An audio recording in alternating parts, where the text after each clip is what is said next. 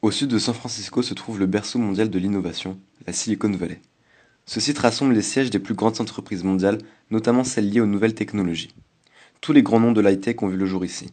Plus de 200 000 entreprises et 20 000 startups sont regroupées dans cette vallée de 80 km de long. La Silicon Valley n'a pas toujours été la région spécialisée dans l'industrie du numérique que nous connaissons actuellement. À la fin du 19e siècle, cette région était exploitée pour ses terres. L'élevage et la production fruitière en étaient les principales composantes. Ce climat doux et chaud permettant la multiplication de nombreux vergers. La seule entité déjà en place et devenue depuis essentielle est l'université de Stanford et la ville universitaire de Palo Alto, construite à la fin du 19e siècle. La naissance de la Silicon Valley est due à un homme qui va en effet propulser l'activité économique de la région. Il s'agit de Frederick Terman, engagé alors par l'université de Stanford pour enseigner l'ingénierie électronique. Il remarque l'absence d'emploi chez les diplômés dans les années 1930 et souhaite y remédier.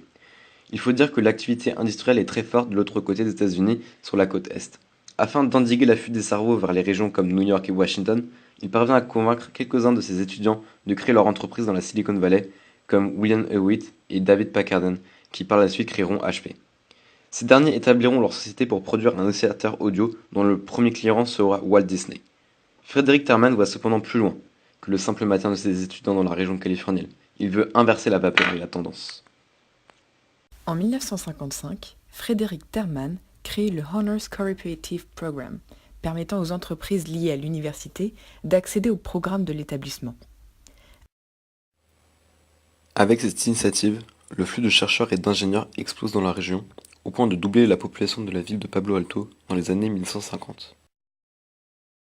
C'est ainsi qu'après la Seconde Guerre mondiale, cette région a connu un brusque changement.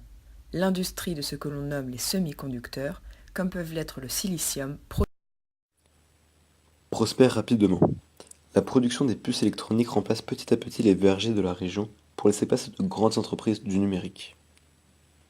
La Silicon Valley doit son nom au journaliste Don Hoefler, qui l'a baptisé ainsi en 1971 en faisant référence au matériau de base des composants électroniques, le silicium, très utilisé par les premiers scientifiques qui ont investi la région dès les années 1900.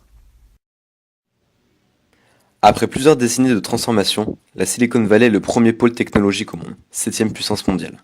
Elle représente 20% de l'activité mondiale des technologies de l'information, comme Internet et les médias. La vallée occupe la première place dans le monde quant à la proportion de personnes employées dans la technologie de l'information et de la communication, devant Austin au Texas et Singapour. Le taux de chômage y est très faible, moins de 4,3%, et la productivité des brevets et des produits ne cesse d'augmenter. La Silicon Valley se révèle donc être un pôle dynamique qui fonctionne. Elle est en relation étroite avec plusieurs grandes universités américaines, ce qui permet aux étudiants de trouver un emploi peu de temps après leur formation, comme le voulait le créateur Frederick Terman. De plus, ce pôle est attractif car il attire entreprises et travailleurs. Par exemple, près de 5000 Français travaillent dans le berceau de la high-tech en Californie. Une présence appréciée dans les domaines de l'ingénierie, de la création et des sciences. Un pareil succès attire les talents de partout. La population est composée d'un tiers d'anglophones, d'un tiers d'hispaniques et d'un tiers d'asiatiques. On peut donc se douter de la qualité des techniciens et chercheurs qui y travaillent. San José, ville qui héberge la Silicon Valley, est la deuxième ville la plus cosmopolite des États-Unis, derrière Miami. 36% des habitants sont nés à l'étranger, sans compter les non-résidents.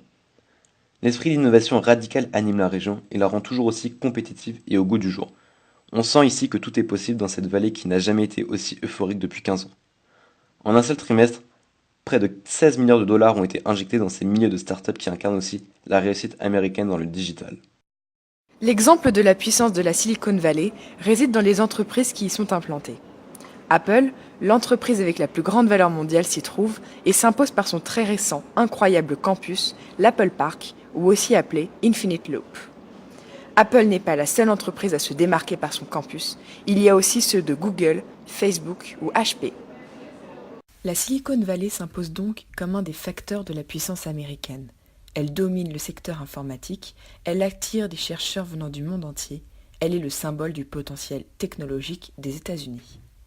Elle est au cœur de l'inventivité américaine car elle fut la première en son genre et produit une grande partie des brevets technologiques déposés dans certains domaines de pointe. Mais la Silicon Valley comporte quelques aspects négatifs, des faiblesses qui ternissent quelque peu son image dorée.